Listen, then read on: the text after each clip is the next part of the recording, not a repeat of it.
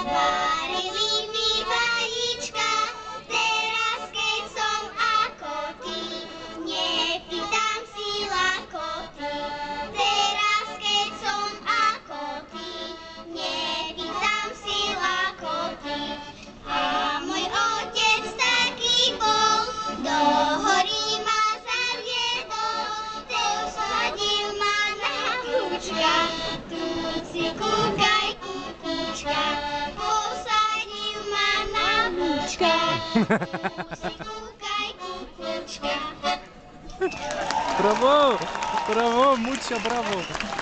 Pekňučka. Tak to boli naše najmenšie spevule, a to Žofinka Mrázková a Mariška Mišejková.